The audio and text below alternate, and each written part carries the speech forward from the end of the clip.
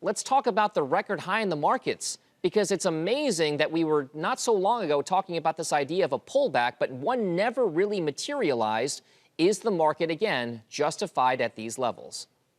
Well, it's probably a little bit overbought on a short-term basis, Don, but we said on the show after identifying the August 5th selling climax low that the equity markets were likely to trade out to new all-time highs, and we're at new all-time highs, and our models are suggesting that we're going to go higher here. You could get a little bit of a pause, but there's plenty of internal energy in the market to drive this thing higher.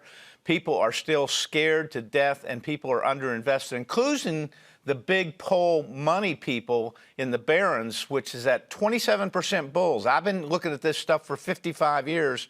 I don't ever think I've seen only 27% of big money people bullish. All right, so let's talk about the factors that go into these models that you're talking about, because you have a model, a lot of other folks on Wall Street have models. What are the biggest factors, the data points that go into why your model says we are due for an extension of this already very long bull market? Well, it's not that very long bull market. There's not many of us left around that have seen a secular bull market. Bull markets tend to run 15 to 20 years. I don't buy the fact that 20% up is a bull market and 20% down is a bear market. They may be short-term tactical bull and bear markets, but secular bull markets are like the one that lasted from 1949 to 1966. And then we went into a trading range until 1982, when you started the 82 to 2000 secular bull market.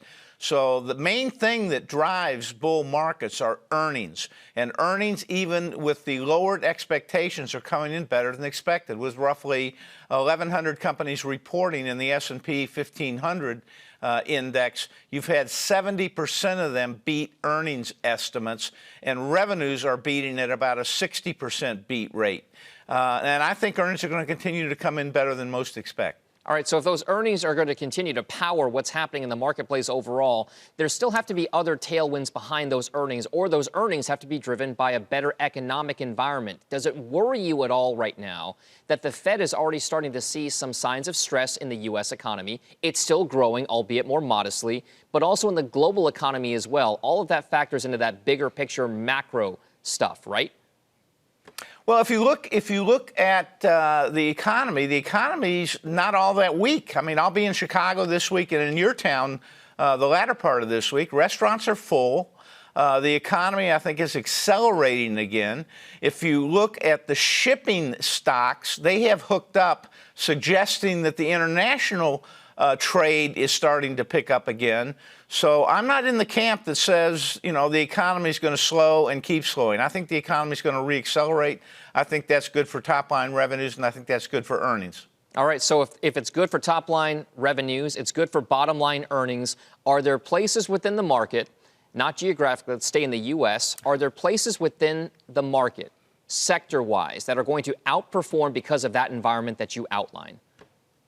Yeah, I think tech. I think the markets will always pay up for true growth.